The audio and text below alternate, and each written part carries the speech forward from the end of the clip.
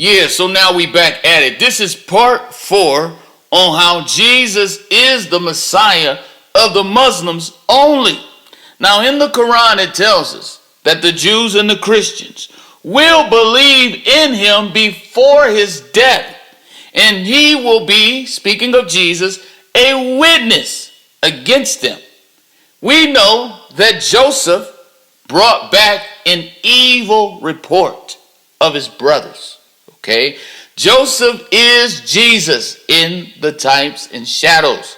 There's so much we can get into when we get into Joseph, because everything that's in the life of Joseph, you see in the life of Jesus. Think about it. Even Joseph was the father-in-law.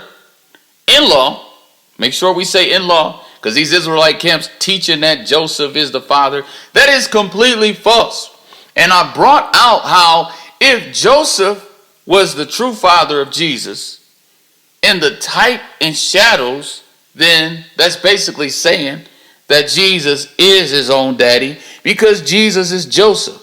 Jesus having a supernatural birth is proof that Jesus is not God and Jesus is not his own daddy. You have to get this. You have to get this.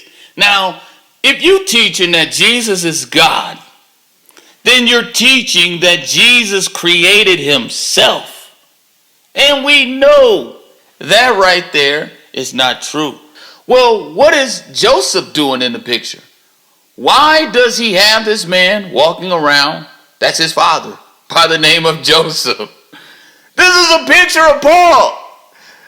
This is a picture of Paul. Have you ever wondered if Jesus is not the father, if Joseph is not the father of Jesus, what is Joseph doing in the picture? Okay? Joseph is a picture of Paul. He's like dead weight. This man running around claiming to be the father of Jesus, okay, when he's not the father of Jesus. And this is only because Paul in 1 Corinthians 4:15 says that he is the father of the Christian church. Now, in the Quran, it tells us that Allah subhanahu wa ta'ala tells the Prophet Muhammad, peace and blessings be upon him, that he is not the father of any one of his men. And Jesus, right along with the Prophet Muhammad, says that to call no man your father. Well, how come Paul is claiming to be the father? Because I keep telling you that Paul was the father of Jesus. Now, let's go in detail. We have to go to the story of Joseph.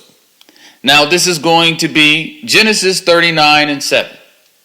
And it came to pass after these things that his master's wife cast her eyes upon Joseph.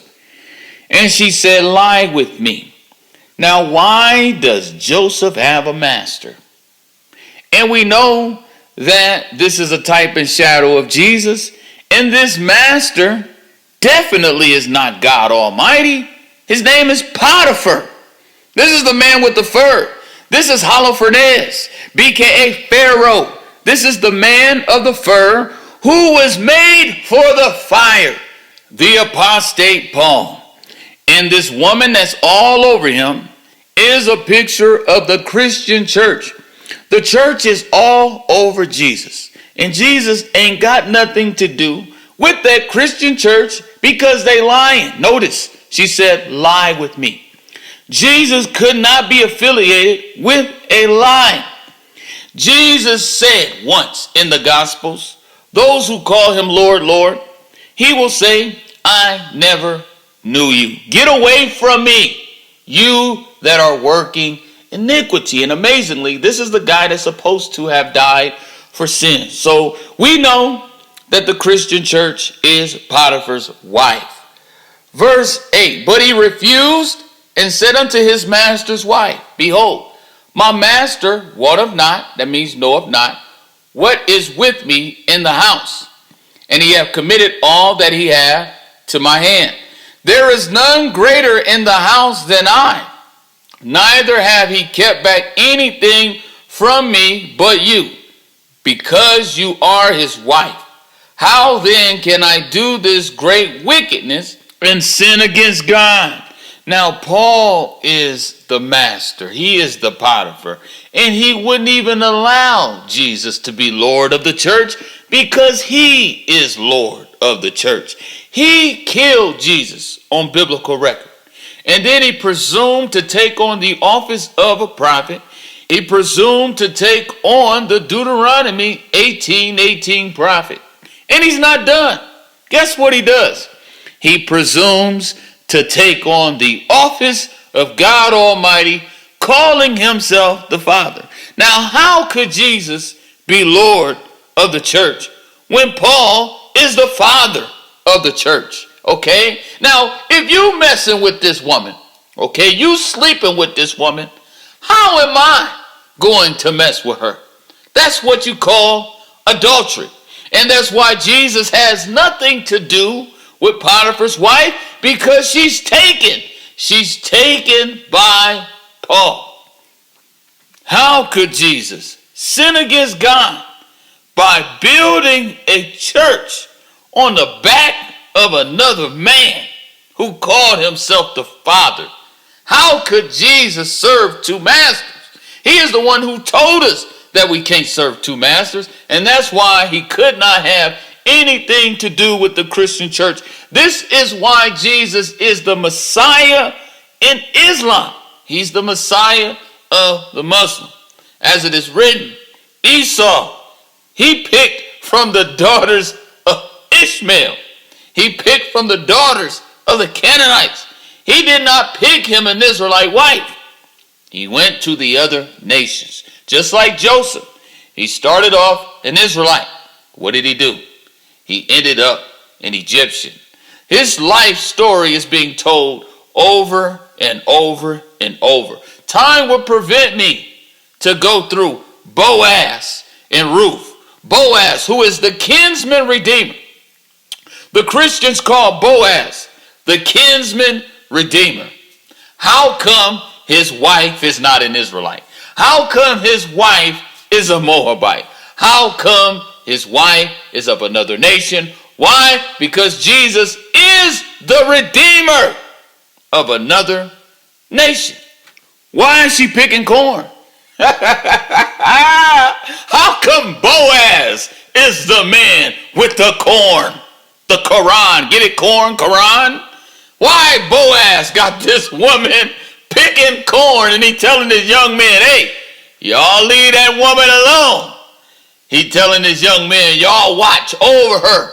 Make sure everything she needs, she get it. Okay? He was concerned about a woman that was of another nation. And guess what? She is in the genealogy of Jesus Christ in Matthew chapter 1. Rahab or Arab, that Joshua saved, is in the genealogy of Jesus Christ. And Miss Ruth. Miss Ruth is in the genealogy of Jesus Christ. She not an Israelite. Israelite kept screaming all day, the kingdom is only for the Israelites. It's all about the Israelites. It's all about the so-called blacks, Hispanics, and Native Americans. Well, then how come this Moabite and how come this Canaanite is in the genealogy of Jesus Christ? Now they're looking dumbfounded. Now they're making up an excuse. They're going to say, in the book of Judges, they did what was right in their own eyes. Okay? That's what they're going to say. They're going to say, well, in the days of Judges, they did that which is right in their own eyes. Well, explain what happened in the days of Joshua. When God sent a man by the name of Joshua to send 2 spies, and they saved Rahab, Arab, alive, her and her family. And that's the truth. When you look at Rahab and when you look at Ruth, you see the truth. The truth is in Ruth. The truth is Ruth was a picture of the nation of Islam, and Rahab was a picture of the nation of Islam. So now we're going to close. I don't want to put too much on your plate, but I want to end with this. There was a rich man clothed in purple. And this man clothed in purple was a picture of Paul. And there was a poor man by the name of Lazarus, which is a picture of Christ, okay? Now, this rich man was the first person to ask to be able to come back from the dead. He is the first person to want someone to be raised from the dead. Now, think about it. This man was in hell. The first person to even mention raised or rose from the dead, look in the Bible, was a man tormented in hell. That's Christianity. That is Christianity. Christianity, man, is the fuel for the fire.